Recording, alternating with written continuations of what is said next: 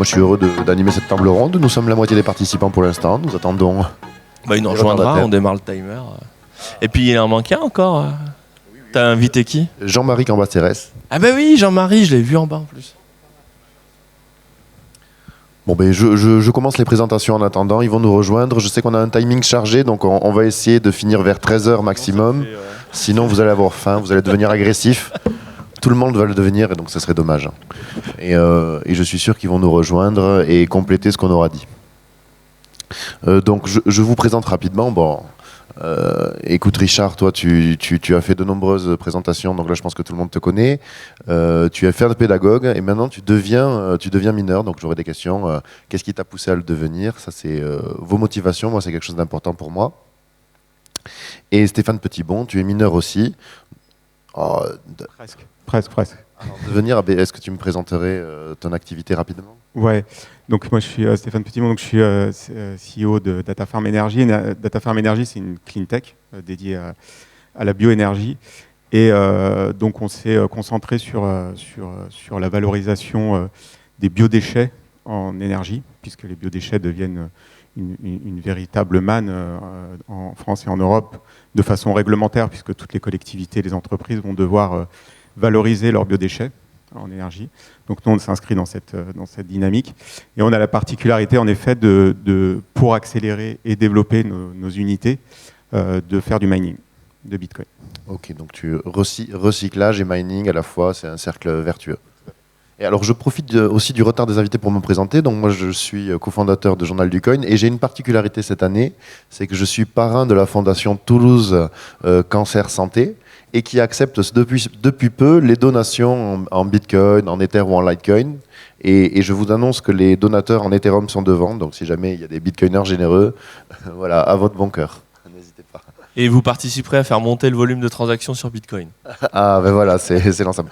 Parce que Bitcoin est avant tout ce qu'on en fait, donc libre à vous d'en avoir des usages généreux ou pas. Ah, Sébastien et Jean-Marie, vous arrivez pile au bon moment, montez, soyez pas timide.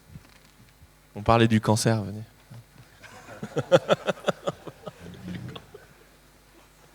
Donc bienvenue, et Jean-Marie Cambacérès, donc homme politique et défenseur, ancien député, ancien président du Conseil économique, social et environnemental, et un défenseur de l'intérêt stratégique du mining de crypto-monnaies. Donc, ce qui fait toujours plaisir. Et Sébastien, bien sûr qu'il faut quand même présenter Sébastien Gouspillou, qui est souvent présenté par Richard comme un Indiana Jones du mining. C'est vrai qu'il a ce côté aventurier et grand défenseur en fait, de Bitcoin public et de son intérêt partout dans le monde. Ça ne se limite pas à la France, même si c'est là que tu as commencé. Est-ce que vous avez des micros? Il te manque un micro? Vous tournerez les micros. Ok, allez. Première constatation personnelle, c'est que l'avis qu'on a sur le mining dépend en général de la connaissance qu'on en a. Moins on connaît le mining de Bitcoin, plus on trouve qu'il pollue. Est-ce que l'un d'entre vous, je pense à toi Richard, nous ferait une brève description de ce qu'est le mining et pourquoi la fonction du mining? Alors évidemment le public est sans doute averti ici, mais c'est pour les rediffusions. Qu'est-ce que le mining et pourquoi c'est important? Brièvement. Qu'est-ce que le mining et pourquoi ça pollue pas? Pourquoi ça pollue pas? Alors ça sera après, mais à quoi ça sert déjà? Qu'est-ce que c'est? Le mining, globalement, Bitcoin, vous savez tous que c'est un réseau de paiement avant tout, et du coup, et une réserve de valeur. Donc c'est à la fois un réseau et à la fois un jeton. Et ce qui a été inventé, la grande innovation de Satoshi Nakamoto, c'est d'avoir trouvé un moyen de sécuriser et d'incentiver le réseau. Donc sur ce réseau, il y a des nœuds. Les nœuds valident les transactions. C'est eux qui acceptent in fine les transactions. Mais le travail de préparation, donc de sécurisation du réseau, se fait par les mineurs. Donc miner, ça consiste à jouer à la loterie. Il y a une loterie avec un bitcoin en jeu et le volume des frais de transaction en jeu, qui consiste à dire, voilà, vous êtes, admettons que vous soyez tous mineurs dans la salle, vous êtes, je sais pas moi, 1500, eh bien, je dis, pour éviter qu'il y en ait un ou deux ou trois qui soient toujours les mêmes et qui décident de filtrer ou pas les transactions, ou de faire des choses pas bien, je vais dire voilà, je prends un bitcoin en jeu et celui qui résout ma petite énigme facétieuse c'est une énigme mathématique, je lui donne le bitcoin. Et vous êtes tous en concurrence pour résoudre ce calcul, pour gagner, pour décrocher le pompon. Et pour arriver à générer ces calculs, pour faire ces calculs, il faut cramer de l'énergie. il faut faire tourner des ordinateurs. Et c'est ça qui garantit que vous n'allez pas avoir trop de tickets chacun et que vous allez réussir à submerger en fait, le réseau. Bon, mais c'est précisément ça aussi qui fait peur. Cette énergie dépensée pour sécuriser Bitcoin. En gros, les mineurs sont les gardiens du temple et pour protéger le temple, ils le protègent avec de l'énergie. Et donc, c'est ce qu'on va voir après. Je trouve que donc forcément, cette consommation énergétique, c'est celle qui va inquiéter les détracteurs. Les détracteurs ne sont pas toujours de bonne foi. Je remarque aussi, ma deuxième constatation, c'est qu'en fonction du risque que vous faites peser sur leur commerce, ils vont vous trouver plus ou moins dangereux. Les banquiers centraux ont tendance à trouver le mining très dangereux. Les mineurs, beaucoup moins. Mais aujourd'hui, j'ai des mineurs à table, donc c'est vous que je vais interroger. Et ma deuxième question est très simple. C'est, n'avez-vous pas honte de faire bouillir les océans? Voilà, ça c'était une petite provocation. Mais en fait, en réalité, plus sérieusement, c'est quelles ont été vos motivations pour vous intéresser à Bitcoin et au sujet du mining? Ça, c'est un petit côté humain. Personnellement, qu'est-ce qui vous anime? Quelles sont vos raisons profondes qui font que je suppose que c'est pas la méchanceté ou la volonté de détruire la planète? Il doit y avoir quelque chose d'autre. J'aimerais savoir ce que c'est. Ça s'adresse à chacun d'entre vous, cette question. Ouais. Alors, la motivation profonde de l'intérêt pour le Bitcoin depuis des années, hors mon activité d'énergéticien, c'est la philosophie du Bitcoin en elle-même. Donc ça, je ne vais pas m'attarder là-dessus. Je pense qu'on l'a tous ici. En revanche, nous, on a fait la démarche inverse des Bitcoiners, où là, les Bitcoiners, en fait, ont toujours recherché de l'énergie disponible, la moins chère possible, si possible, la moins polluante possible, si possible, et d'y mettre des miners. Nous, la démarche est complètement inverse, c'est-à-dire qu'on va chercher à développer des unités de production d'énergie grâce au mining. Et donc, on va aller chercher le mining sans se soucier forcément d'une certaine rentabilité, mais plutôt d'aller chercher le mining pour pouvoir accélérer le développement de ces unités. Et le Bitcoin nous sert à nous de support de stockage d'énergie. Parce que transporter de l'énergie, c'est compliqué. Prendre des câbles et traverser des pays entiers, c'est très compliqué. En revanche, faire transférer de la data, c'est beaucoup moins compliqué. Et le mining, le Bitcoin en tout cas, est le seul support qui permet ça, qui permet de stocker de l'énergie sur une valeur qui est certes financière, mais qui permet d'être déplacé ailleurs et de construire d'autres centres d'énergie. Donc ça c'est parfait. Le mining était une solution sur un problème sous-jacent que vous aviez déjà, qui était le retraitement des déchets, qui produisait de l'énergie, comment la stocker. Voilà, et là, comment la distribuer. Eureka, voilà, et comment la distribuer sur des réseaux qui ne sont pas encore là. Et le temps que les réseaux arrivent, on parle de nombre d'années. Et pourtant, l'urgence énergétique est bien présente. Et donc on avait besoin d'un support en effet qui nous permette de transformer cette énergie et de la stocker et de la déplacer. C'est un beau cas d'usage. Sébastien, quelles sont tes motivations profondes? Comment tu en es venu à t'intéresser au mining? Je l'ai dit tout à l'heure. Je n'ai pas pu rentrer chez Wagner. Ouais. Mais ce que dit Steph, c'est intéressant. C'est exactement ce qu'on a proposé au président Touadéra en Centrafrique, tu sais. C'est un pays où il y a très très peu d'électricité. Et c'est pas parce qu'il manque de réseau, c'est parce qu'il manque la production, là, vraiment. Donc notre idée avec la délégation, dont quelques membres sont là dans la salle, là, c'est de les convaincre qu'il y a quelque chose à faire. Il faut créer des centrales hydro, ils ont une capacité fluviale énorme dans ce pays. Il y a plein d'études qui ont été faites. Hein. On est allé au ministère de l'Énergie, on leur a fait ouvrir les tiroirs. Il y a 30 projets clés en main prêts à être lancés. C'est un problème de financement. Et donc on lui a dit, il faut faire un bond de Bitcoin.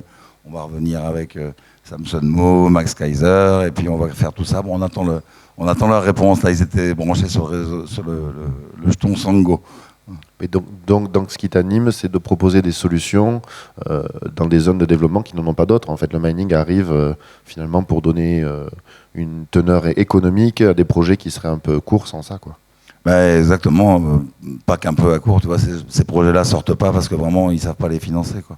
Alors la violence du pays fait que les investisseurs n'ont pas forcément envie d'aller sur un produit, une centrale hydroélectrique, il faut des dizaines d'années pour le rentabiliser, donc si en plus t'as pas la confiance que c'est dans la violence et tout, ils disent, bon, voilà, il y a certains projets, ils datent des années 70, 75, ils sont toujours dans les tiroirs. Donc le mining peut aider ça, effectivement. Et puis, c'est ce qu'on fait au Virunga, hein, la centrale des Virunga, si on n'était pas là pour la faire tourner, le parc serait complètement à la limite du dépôt de bilan, quoi. Okay, c'est très clair. Jean-Marie, donc je suis curieux de savoir comment tu en es venu à t'intéresser à Bitcoin et au mining. Moi, j'ai eu un peu de chance, comme je le disais hier avec Pierre Persson, c'est que je n'ai pas été dans les débats anti ou pour Bitcoin, je n'ai pas été dans les débats anti ou pour mining, je suis arrivé directement dans le green mining grâce à Sébastien Gouspillou. Et donc, j'avais déjà une assurance intéressante de toute la chaîne. Et c'est ça qui m'a converti, je veux dire, après à tout le reste, parce que on a souvent parlé ensemble et on a fait le tour de beaucoup de pays, sans arriver tout de suite sur l'exemple du Centrafrique, on pourra en parler après, mais dans beaucoup de pays, on a du surplus énergétique, notamment en Afrique, et de nombreux pays, on a vu, où, en fait, si on avait des moyens, on pourrait répondre à leurs besoins. Parce que les organisations internationales, que ce soit le FMI, l'Union européenne, etc., ils ont créé des barrages. Mais les barrages, il n'y a pas les réseaux après, il n'y a pas l'utilisation. Et donc, au contraire, là, on les aiderait en mettant du minage justement hydraulique, là, après, à avoir des revenus, même si on paye l'électricité un peu moins cher, mais de toute façon, elle est gaspillée. Donc, il vaut mieux l'utiliser. Et ils auraient des revenus pour créer des infrastructures après. Donc ça, il n'y a pas que l'Afrique. Moi, je suppose que l'Amérique latine, que je connais moins, il y a aussi ce phénomène-là, puis il y a la géothermie, etc. Mais il y a aussi l'Asie. Il y a vraiment des ressources incroyables en Asie, au Laos, au Cambodge. Le problème, là, est un peu politique pour nous empêcher, nous, de pouvoir y aller plus facilement. C'est que comme ça a été interdit officiellement en Chine, en fait, les Chinois qui le faisaient ont fait des faux nez dans ces pays-là. Et les compagnies soi-disant locales qui le font, c'est en fait des Chinois derrière. Et comme on n'a pas les moyens des Chinois, bon, on préfère pour le moment travailler avec les pays d'Afrique qui nous attendent les bras ouverts. Et c'est vrai que ce que disait Sébastien sur le point central du Centrafrique, moi j'ai découvert, parce que c'est vraiment mon maître, avec Richard et tout, ils m'apprennent beaucoup de choses chaque fois que... Vous y êtes allé? Oui, j'étais en Centrafrique, oui, parce que je connaissais bien le président Touadéra, et en fait... Avant, j'avais créé une vingtaine de coopérations avec les conseils économiques et sociaux africains, dont celui du Centrafrique. C'est comme ça qu'on a pu aller. Mais ce que je ne savais pas, c'est que dans certains cas, expliquait Sébastien, au ministre qu'on a vu, c'est que le barrage est en fait une dépense minime par rapport au minage à côté. Et donc, si nous donnait les autorisations, on peut à la limite financer le barrage. Donc ça, c'est intéressant. Et eux, l'utiliser dans les périodes où il n'y a pas de minage. Donc tout ça fait que moi, je suis très, très, très partant pour maintenant m'occuper beaucoup de tout ça. Donc si je comprends bien, dans la vertu du mining vous donne l'énergie pour développer ce secteur qui donne du sens à bien des projets de production électrique. Donc on le reverra, il y a des surcapacités que vous allez réutiliser. Donc finalement, vous luttez contre des gaspillages. Dans les motivations, par contre, j'ai pas entendu l'argent. Donc je suis quand même un peu... c'est moi ça là. Ah voilà, merci. Blague à part, la question des profits, de la rentabilité, c'est un vrai sujet. Alors déjà, ce qu'il faut savoir, c'est quand on dit on manque pas d'énergie, c'est parce qu'on est dans le mining et du coup il faut se rendre compte qu'il y a une grosse asymétrie dans le monde aujourd'hui. C'est-à-dire que si vous êtes ukrainien aujourd'hui, vous manquez beaucoup d'énergie parce que vous n'avez plus les centrales, etc. Enfin, si vous êtes allemand, vous manquez d'énergie. Si vous êtes au parc des Virunga, vous avez un énorme barrage et là vous êtes en extra capacité. Et l'énergie des Virunga n'est pas exportable en Allemagne pour faire tourner les usines pour tout un tas de raisons. Donc on est dans un monde très asymétrique et globalement, et ça c'est mon avis personnel, je pense qu'on va vers une reconfiguration de la mondialisation et de tout un tas d'équilibres. Donc quand vous êtes dans des scénarios de transition et de changement brut, pour que ça tourne bien, il faut avoir des solutions de rechange. Quand vous développez quelque chose d'innovant et en rupture, si tout le monde va bien, tout le monde s'en fiche. Moi, ça fait 15 ans que j'ai fait les premiers habitats passifs, où on n'a pas besoin de chauffer les maisons, mais on n'en faisait pas parce que le gaz coûtait pas cher. Par contre, ce qui est intéressant, comme le mining ou les habitats passifs, c'est que quand vous savez faire, vous avez les solutions en place pour que quand le monde s'y intéressera, elles seront disponibles. Donc le mining, ce qui est très intéressant, c'est qu'aujourd'hui, personne ne regarde l'Afrique, ou pas grand monde, genre en Occident, Et pourtant, c'est là que sont les ressources déjà, donc l'argent, et c'est là que est quelque part un avenir. Il y a un certain avenir possible. Et quand on fait du mining, aujourd'hui, on le fait à petite échelle avec Sébastien, à l'échelle des problèmes du monde. Mais le jour où tout le monde s'y intéressera, on aura des outils de développement en place. Des histoires de tokenisation, etc. Ça prend du temps à faire. Donc, il faut trouver des activités nouvelles qui permettent de trouver des solutions nouvelles. Et pour ça, pour pouvoir les développer, il faut faire du profit. C'est un gros mot en France presque, le profit. Mais en réalité, une activité qui ne génère pas de profit est une activité morte. Donc moi, et ça c'est vraiment personnel et j'aime bien, ça choque un peu, je veux dire, faire des dons, ça ne m'intéresse pas. Non, parce arrête. que, non mais je le dis de façon provocante. Parce que si vous faites un don, c'est un one-shot. Si vous arrivez à créer une activité qui génère de l'argent, vous créez une machine qui s'auto-alimente.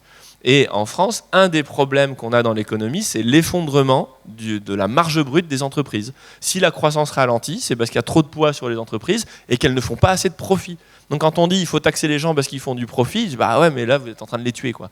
Donc il faut trouver des activités, et c'est là-dessus qu'on bosse avec Seb, qui fassent du cash et qui ont du sens. C'est-à-dire qu'il ne faut pas faire du cash pour faire du cash sans savoir ce qu'on fait, parce que ça, c'est des bulles spéculatives comme 2008 qui n'amènent qu'à des catastrophes. Par contre, si vous faites des activités qui génèrent du cash, si possible beaucoup, et qui répondent à des vrais problèmes techniques, industriels, ben vous allez attirer d'autres personnes. Et là, vous avez des gens qui vont venir rentrer dans la danse. Et même s'ils viennent dans la danse avec de mauvaises motivations, on s'en fiche. Le tout, c'est que les gens travaillent. Moi, après, ce qui se passe dans leur tête, c'est leur problème. Merci Richard. Donc tu me rassures, le profit est quand même un objectif, mais pour de bonnes causes, disons. Disons que le profit est soutenable.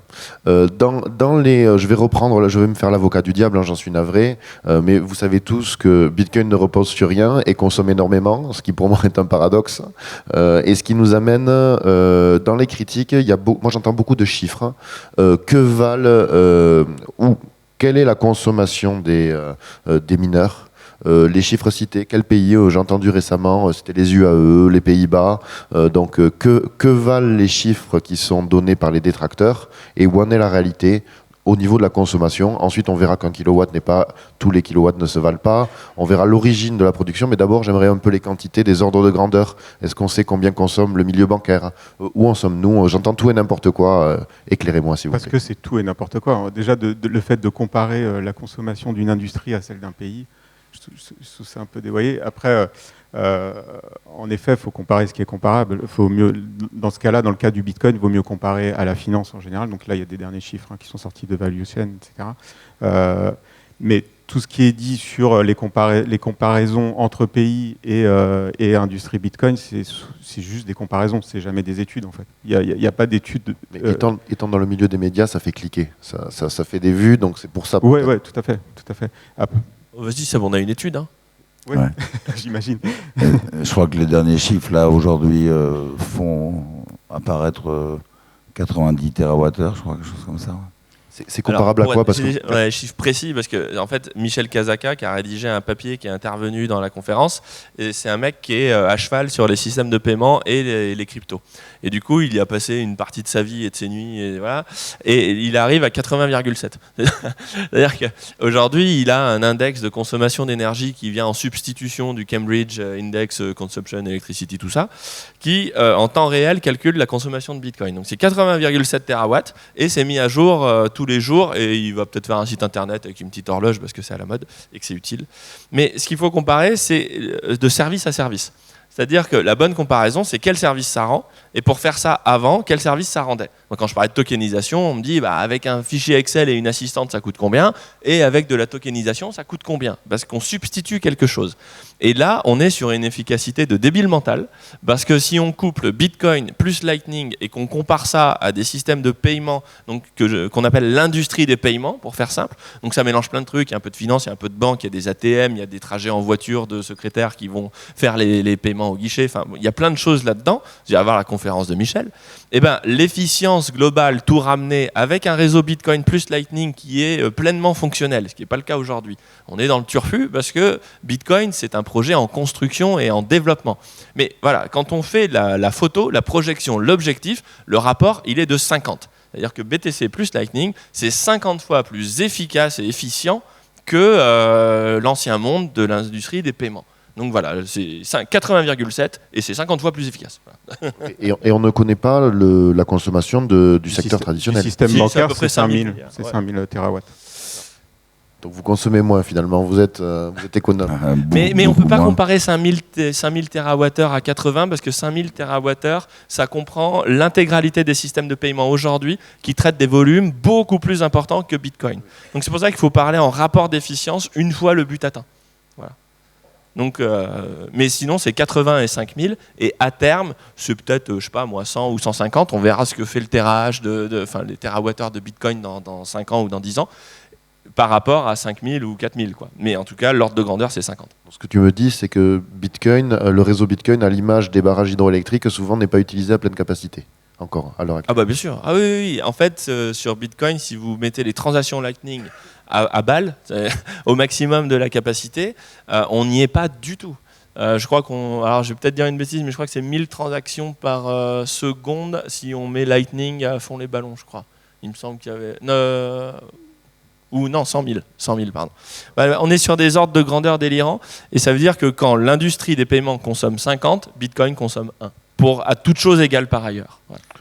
Moi, je voulais juste faire une petite parenthèse, parce que l'étude qui est référente tout le temps, qu'on met en avant, c'est Cambridge.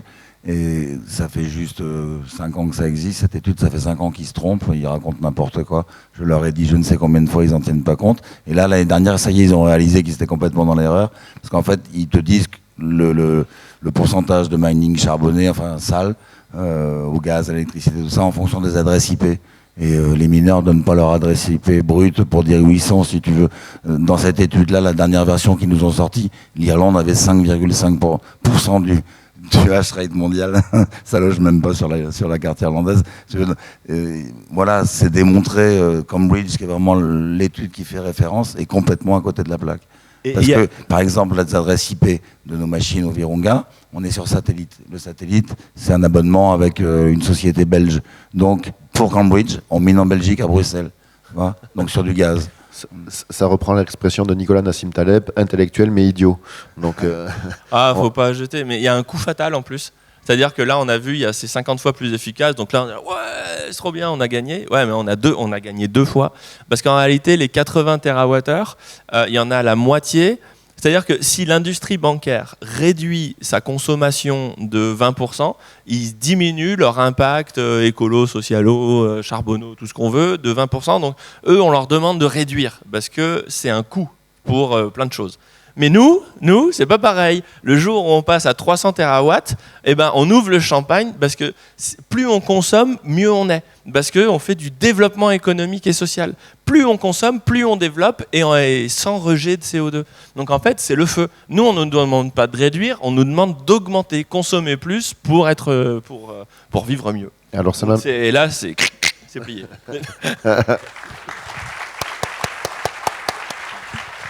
Finishing. C'est très clair. Mais justement, moi, tu m'amènes à la nouvelle question. Tu me fais une très bonne transition. C'est tous les terawattheures ne se valent pas. Comment peut-on produire des bitcoins? Quelles sont les différentes techniques? Quel est le mix énergétique? Voilà, comment sont produits à base de quelle énergie en fait? Est-ce qu'on sait un petit peu le mix énergétique de bitcoin? Pourquoi? Je vois qu'il y a beaucoup de green dans vos noms de société. Donc, dites-moi pourquoi. Je crois que le mix aujourd'hui qui est reconnu par... bon, alors encore une fois, Cambridge, s'il tombe sur 60%, c'est un coup de peau, parce que vu que c'est au hasard. Mais le Bitcoin Mining Council annonce à peu près 60% en ce moment, je crois, de mining vert. Bon, eux, c'est pareil, ils ne savent pas calculer la puissance du réseau. Donc, je ne sais pas trop. Moi, ce que je constate, c'est que tout le développement se fait sur le green aujourd'hui. Il faut être cinglé pour aller vouloir créer une mine sur du gaz ou du charbon. Là... Ça fait des années et des années qu'on le dit à nos collègues, vous mettez pas sur les hydrocarbures, ça va augmenter. Bon, là, ils le voient que ça augmente. Donc, je pense que le développement, là, les mecs vont continuer à travailler sur leur gaz, tant qu'ils peuvent. Mais ils feront plus jamais de projet sur du gaz ou du charbon, ou sur du fuel, parce que là, ça y est, ils ont réalisé. On est en pleine phase de la théorie du dernier survivant qui a été formalisée par Richard. Et ça y est, ils le vivent en plein, quoi, tu vois, j'ai vu un article dans le journal du Coin qui parle d'un mineur américain, je sais plus son nom, qui dit avoir de grandes difficultés parce qu'il est sur le réseau au Texas et que le réseau comporte 20% d'hydrocarbures, les hydrocarbures augmentent, donc l'électricité augmente. Donc on a en bear market, le Bitcoin descend et son électricité grimpe. Donc il est coincé exactement comme on l'a été en France en 2018. Nous, on avait cette expérience-là. Ces gars-là, ils arrivent, ils montent les plus grosses boîtes de mining du monde, ils lèvent 2 milliards, 3 milliards, et ils sont complètement noobs, ils connaissent rien au mining, à part ils savent bien connecter les machines, mais se projeter sur le marché, comprendre la règle du dernier survivant, ça n'a pas aidé du tout la motivation de ces gars-là, quoi, hein. Ils se sont trompés, il fallait pas travailler comme ça. Mais donc dans les bonnes solutions, dans les solutions pérennes qui se basent sur une électricité pas chère et donc bien souvent renouvelable. Moi, je pensais aux différentes typologies de mining. Donc il y a sans doute la géothermie, les torchères, on entend parler. Quelles sont les différentes sources d'énergie disponibles pour les mineurs qui ne le seraient peut-être pas pour d'autres? Alors juste avant pour que Seb enchaîne sur toute la typologie des énergies formidables qui peuplent la planète, sur le biais du dernier survivant, c'est une règle de marché qui n'est pas spécifique aux mineurs, qui s'applique à d'autres règles. Mais en gros, vous avez la contrainte des coûts et la contrainte des émissions de CO2. Les émissions de CO2 parce qu'au niveau réglementaire, vous allez vous faire taper dessus, et parce que le CO2, pour ça, il faut des énergies fossiles, et on est sous contrainte forte. A priori, on a même passé le pic tout pétrole en 2018-2019. Donc, on a une vraie contrainte, une double contrainte sur les coûts et sur le CO2. Et en réalité, le marché va éliminer les gens qui ne sont pas les moins chers et les non carbonés. Donc ça, c'est la fatalité. C'est pas nous, hein, c'est juste, c'est tendanciel vers ça. Donc le taux de green mining va exploser parce qu'on n'a pas le choix. Et après, vas-y, fais-nous le catalogue de toutes les merveilles du monde. Ça me permet de préciser en plus que si jamais on se trompe dans notre théorie des derniers survivants et que le marché ne kill pas complètement les mineurs noirs, c'est l'opinion publique et les autorités qui finiront par le faire, comme à New York, parce qu'aujourd'hui ça devient difficile à comprendre. Même nous, j'ai toujours soutenu les mineurs qui minaient dans leur région avec l'énergie qu'on voulait bien leur donner. C'est pas de leur faute si tel pays produit du gaz et vend du gaz pour faire de l'électricité. Mais au bout d'un moment, il y a tellement, encore une fois, d'extra capacité sur du green que les gars, il faut qu'ils fassent preuve de plus d'imagination et qu'ils aillent faire du mining utile. Et c'est quand même complètement con de cramer du gaz et du pétrole et tout ça, ça pollue, il n'y a rien à dire, hein, pour faire du mining alors qu'on peut le faire ailleurs. Après, on pourra constater ce que tu dis de façon plus ou moins objective et empirique, c'est-à-dire que si le coût des électricités, le coût de l'énergie fossile augmente et que le hash rate augmente aussi, ça veut dire qu'il n'est pas trop dépendant de cette énergie-là. On refait là ça, c'est une petite spéculation personnelle. Donc, si je me trompe en public, ça ne sera que plus drôle. Mais si le coût des énergies fossiles augmente stratosphériquement et que pourtant le hash rate augmente, c'est peut-être qu'il n'est pas. Il se fait ailleurs. Hein. Voilà, se fait ailleurs. Oui, l'électricité, c'est le premier coût du mining. Bah bien sûr. Donc la première énergie, c'est l'hydro, à mon avis. Hein, Steph, tu me diras si je me trompe. Je pense que c'est au moins 60% du mining green, peut-être 70% sur de l'hydro, peut-être même plus que ça. Il y a de la géothermie, il y a les usines de méthanisation, il y a tout. Et puis après, oui, ça c'est encore autre chose, les torchères. Hein. Les torchères, c'est pas forcément la panacée. Ça, il y a déjà des gens qui critiquent ce qu'on fait, qui disent oui, mais vous donnez une subvention aux pétroliers, donc ils vont pas arrêter leur production. Non mais vous croyez que sans notre subvention, ils vont arrêter la production? Ils vont continuer à cramer les torchères. Mais en revanche, là aussi, je le dis à mes collègues qui travaillent avec les pétroliers, acceptez pas de payer le gaz, quoi. On leur rend ce service de dépolluer leur production, on va pas en plus leur donner une subvention. Et parce qu'ils payent des amendes énormes, hein. Je l'ai déjà expliqué, mais on est sur un projet au Kenya, là, le pétrolier en question, il paye 2 millions d'euros d'amende par jour pour ces torchères, par jour. Donc on lui dit, si on arrive à vous éteindre la moitié des torchères et vous faire économiser 1 million par jour, il faut nous donner 200 000 euros par jour. Et il est d'accord. Ouais, gagnant-gagnant. Et les torchères, c'est un peu des énergies fatales. C'est-à-dire que en fait, c'est de votre faute s'il y a des torchères. De la mienne aussi, hein, mais je provoque. Parce que si vous voulez plus de torchères, il faut diminuer de 5% la croissance par an en France. Il faut faire un petit Covid tous les ans, mais cumulatif. Donc, comme on n'a pas envie, les torchères, on dit finalement, c'est une plateforme pétrolière, on va peut-être régler le problème des torchères avant de régler le problème des plateformes pétrolières. Et pour rappel, les torchères, ça émet un gaz qui s'appelle le méthane, le CH4, et qui est 4000 fois plus dangereux que le CO2. donc il reste en plus dans l'atmosphère. Donc ça reste quand même un geste pour la planète que d'aller le récupérer et puis de le transformer en énergie, même si c'est pour faire du Bitcoin. Juste pour revenir sur ta question sur la typologie d'énergie, je trouve qu'il y a l'enjeu, il se fait aussi sur le moyen dont on s'alimente, parce qu'il y a, en effet, comme le dit Seb, c'est en grande partie de l'hydro, c'est en grande partie de la biomasse qui est ou même du solaire ou de l'éolien qui alimente le mining, mais c'est sur des surplus. L'idée, en fait, du mining, au-delà des énergies renouvelables, c'est d'aller chercher soit le surplus ou soit ce que nous on appelle dans l'énergie le off-grid, c'est-à-dire ce qui n'est pas connectable à la grid. Et donc là, on évite, en fait, à la fois on fait du bien à la planète et à la fois on évite les écueils qu'on va chercher de l'énergie sur le réseau pour faire du mining. Là, on ne peut plus du tout nous taxer de ça. Et on est bien d'accord que bien souvent, le mining est une des rares industries qui peut se permettre de rentabiliser ces énergies perdues, là où les autres ne pourraient pas pour des raisons de mobilité. C'est une des seules, ouais, tout à fait. Ça serait dommage de la combattre, hein, sachant qu'elle permet de... Ouais. Et puis il ne faut pas oublier que le mining en lui-même produit lui-même de l'énergie qui s'appelle de la thermie. En France, on s'en fout de la thermie parce qu'on a le nucléaire à profusion et qu'on chauffe comme on veut et on peut climatiser et ouvrir les fenêtres. Mais la thermie est très importante dans les secteurs dans lesquels on s'installe, dans l'agroalimentaire par exemple, où... quand on a des agriculteurs qui sont des serristes et qui ont 5000 hectares de serres, faut savoir qu'ils prennent le gaz russe donc, pour pouvoir chauffer leurs serres. Là, nous, en fait, on leur dit d'arrêter de faire ça et on produit sur place du Bitcoin et à travers nos ASIC, on leur resserre de la chaleur tout au long de l'année et ça de façon totalement écologique. Bon, j'ai bien compris l'intérêt du mining, donc il vient se compléter dans des zones de production difficiles d'accès pour d'autres industries. Qu'en pensent les États? C'est-à-dire que quel est l'accueil du législateur dans différents endroits, pourquoi pas en France? Il y a un intérêt stratégique du mining, c'est-à-dire que permettre à des producteurs d'énergie renouvelable de trouver de nouvelles sources de financement. Donc il y a un intérêt écologique au mining, même pourtant dans les médias il est souvent conspué. Qu'en pensent les législateurs de différents pays? Qu'en pense la France? Jean-Marie? D'abord, moi je voulais dire que j'ai entendu tout ce qui se disait, je soutiens tout à fait, mais je ne suis pas un spécialiste. Donc moi je fais confiance à ceux qui disent. Je rajouterai le photovoltaïque dont on n'a peut-être pas parlé dans les toponomies, mais je ne sais pas ni le pourcentage ni rien. Mais moi j'ai une intuition. Cette intuition, c'est que c'est positif.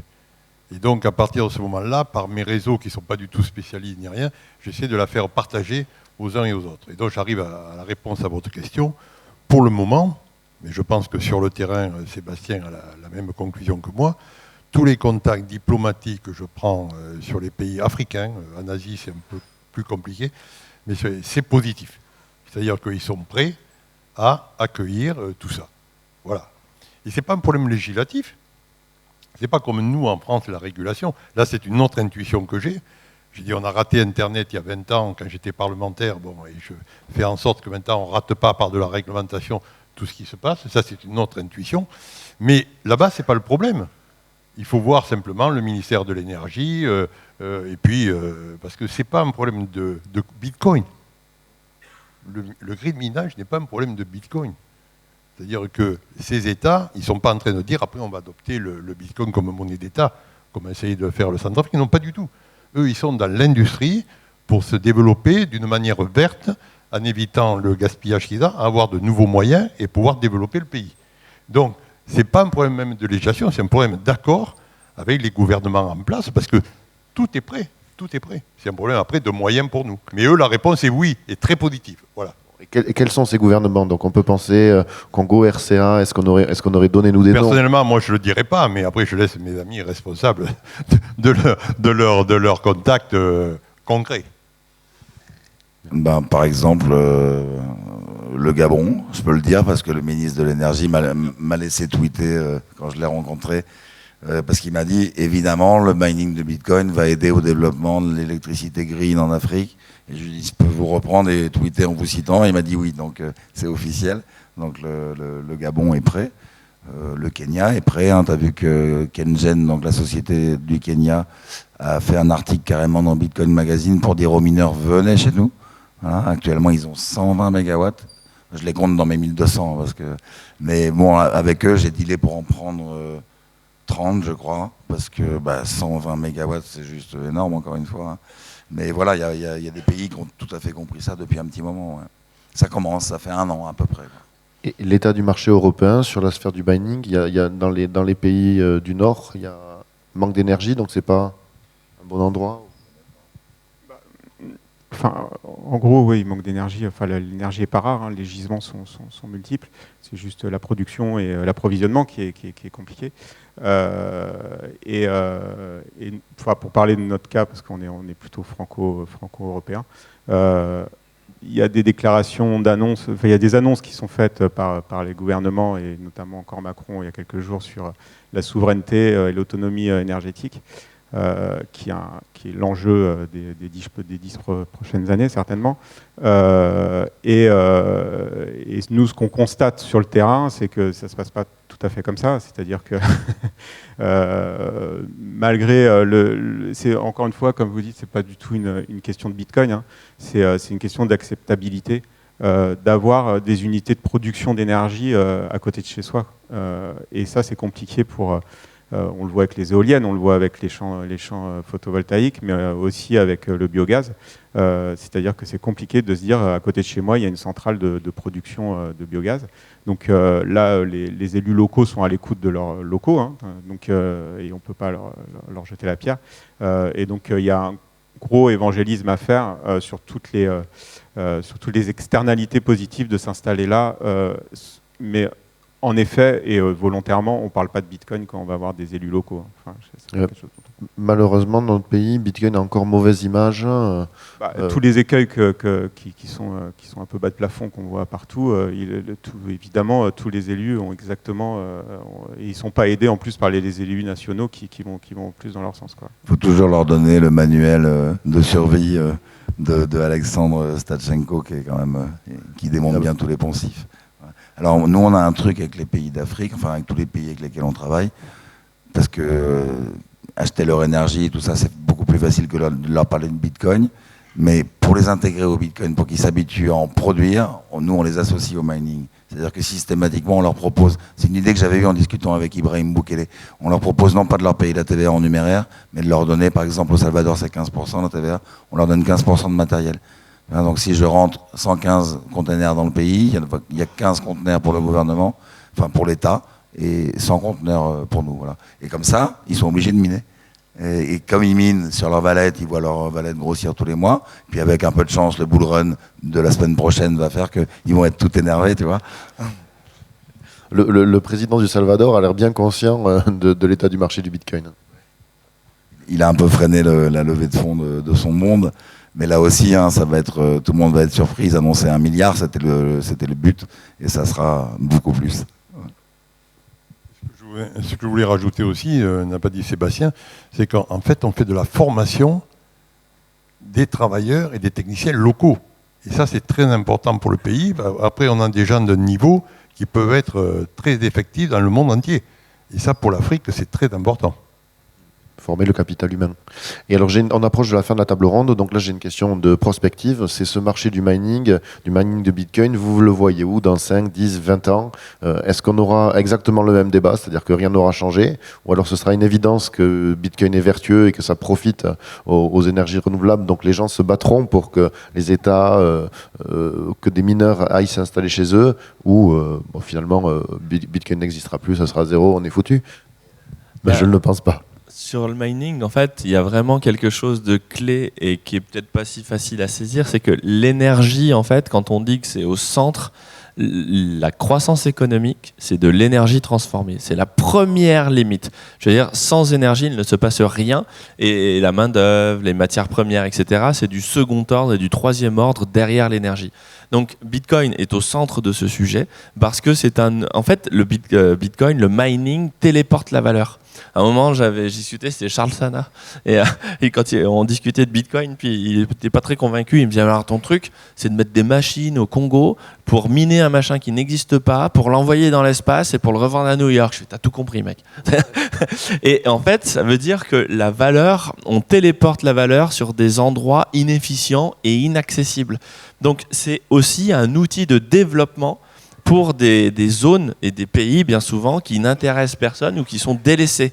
Et donc il est doublement au centre de l'actualité par l'énergie et par le rapport de force qui s'installe et qui va arriver entre cette fameuse moitié du monde qui n'a pas voté les sanctions contre la Russie et cette moitié du monde qui a voté, donc occidental, qui a voté les sanctions contre la Russie.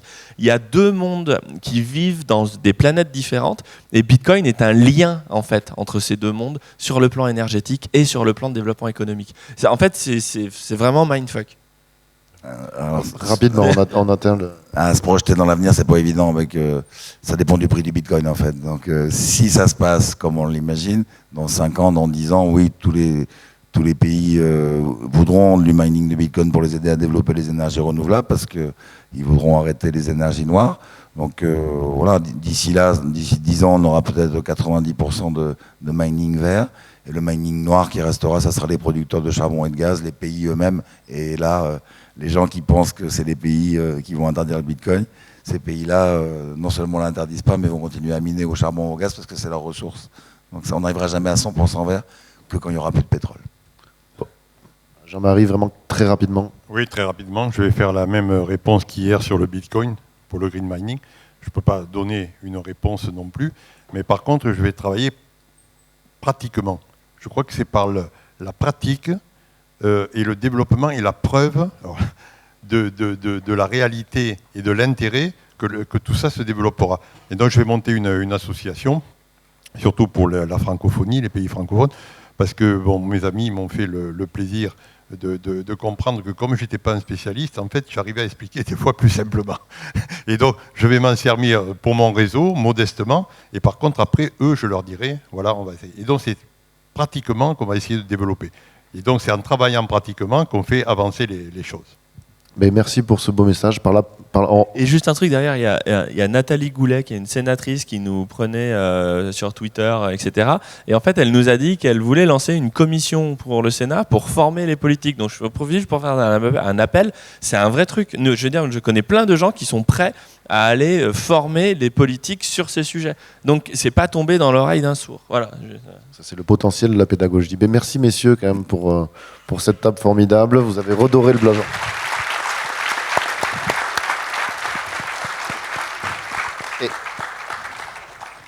Il nous reste 5 minutes pour des questions, donc soyez brefs, mais nous essaierons d'y répondre. La question s'adresse notamment à Richard et à Sébastien.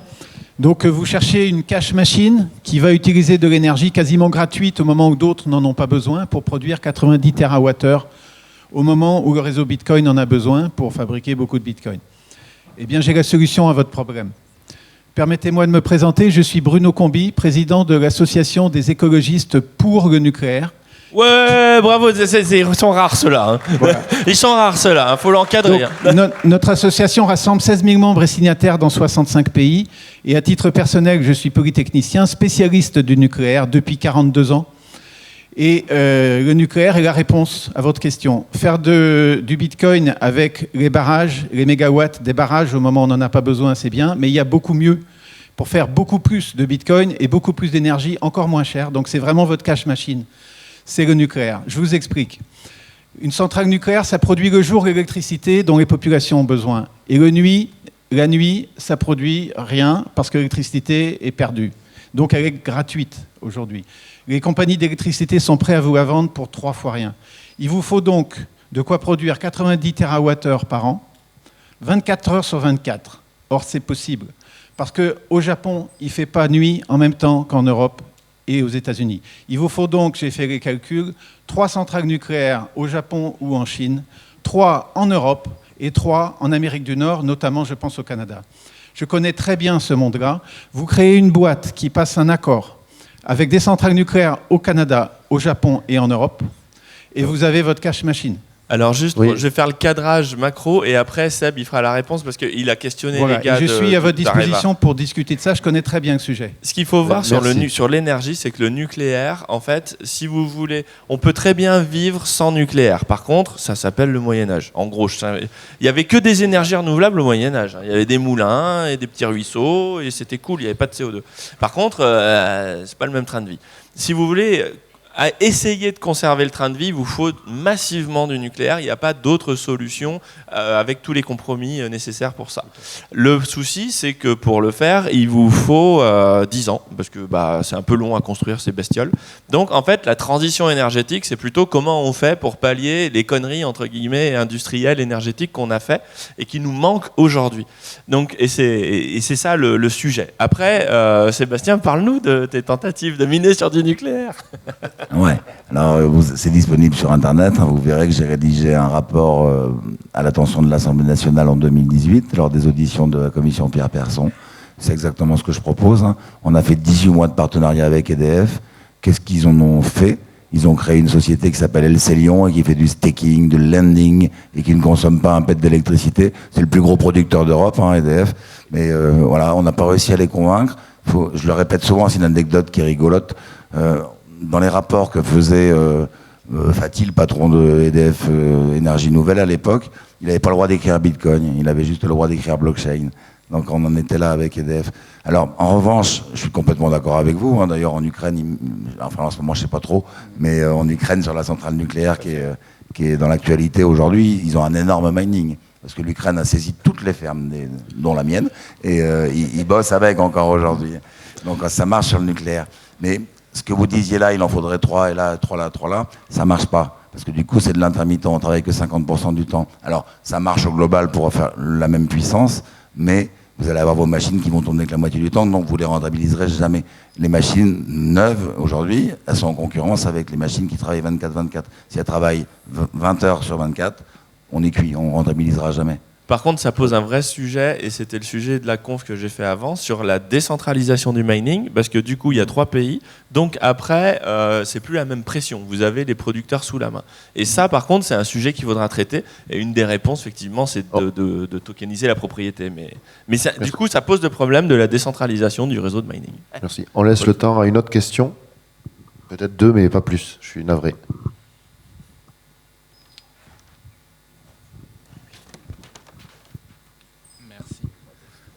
Justement, le sujet sur l'Ukraine, c'était la saisie de votre ferme. Ça me fait on va dire ça m'aide pour la question que j'avais justement pour Richard avec la tokenisation. Souvent, on se dit, on va dans des nouveaux pays où justement on a peut-être moins confiance. Enfin, c'est ce qu'on pense. Comment vous gérez justement avec la tokenisation, la sécurisation? J'imagine que c'est les BGS qui gèrent sur place. Mais du coup, si un jour on se fait saisir, le conteneur où on a un fil. J'ai bien compris, c'est un problème de gestion du risque. En fait, le risque, il faut comprendre un peu ce que c'est. Et dans la finance, qui est un peu mon pays natal, on a ces problèmes sans arrêt. En fait, pour gérer le risque, soit vous cherchez le pays des bisounours et vous dites, voilà, je suis un schtroumpf parmi les schtroumpfs, il ne se passera jamais rien et je suis sécurisé. Le problème, c'est que vous êtes fragile parce que le jour où il y a la variole du schtroumpf, tous les schtroumpfs tombent en même temps. Et ça, c'est un problème parce que ce qui peut paraître sûr et certain peut être en réalité très fragile. C'est le problème de la dinde. Vous voyez, elle double de volume tous les 15 jours ou j'en sais rien. Elle se dit, c'est cool, dans un an, je serai comme un dinosaure et puis à Noël, voilà. Et ça, les financiers, ils le savent bien parce que sur les marchés, il y a des phénomènes de corrélation et d'effondrement. Et là, pour répondre à ça, et moi à titre personnel, c'est ce que je fais, je n'ai que des actifs hautement risqués dans mon patrimoine. Mais ils sont tous décorrélés entre eux. C'est-à-dire que j'ai un montant fou dans l'énergie sur une seule boîte, ce qui est débile. J'ai du Bitcoin, ce qui pour beaucoup de gens est débile. On fait de l'immobilier en Turquie, ce qui est encore... Mais vous voyez que si le Bitcoin s'effondre, mon immobilier en Turquie s'en fiche et ma boîte dans l'énergie, voilà. Et sur le mining, c'est la même approche. En fait, si vous avez un container, je cite pas de pays, c'est pas des gouvernements, hein, j'étais au hasard. Hein. Si vous en avez un au Nigeria, au Laos, au Congo, je sais pas où, en Patagonie et en Moldavie, si vous avez un conflit politique en Moldavie qui fait tout péter, eh ben, il y a deux solutions. Déjà, vous perdez que la part Sildave de votre container. Donc la résilience va avec je peux me couper un doigt. Voilà, ça, au moins si je me coupe un doigt, je suis pas mort, donc il peut repousser plus tard. Si vous perdez 10%, 10% de rendement sur du mining, ça va vous gréver, je sais pas, 6 mois, 1 an, ça dépend des conditions de marché, 15 jours, en fonction du cours du Bitcoin. Donc la résilience se fait avec ça. Et la deuxième chose, c'est que notre mining, il a des petites pattes pour pouvoir se barrer quand ça sent la poudre. Parce qu'on le met dans des containers, et les containers, le jour où on se dit hop, on prend le container, on le met dans le bateau. Alors ça coûte des sous, il y a des problèmes de raccordement, etc. Mais on n'est pas comme de l'immobilier. Vous avez de l'immobilier en Turquie, il partira pas lui. Voilà. Donc c'est les deux réponses que je peux vous amener. C'est la diversion du risque par la décorrélation et les petites pattes des containers pour les changer d'endroit si jamais il y a un problème. Tout à fait. Tout à fait. Sur CleanSat Mining Token, chaque entreprise chaque société aura ses spécificités en disant il y en a dans tel pays, tel pays, tel pays. Voilà. Merci beaucoup Richard, merci à tous. Nous commençons à avoir faim, donc là c'est le... Merci à vous.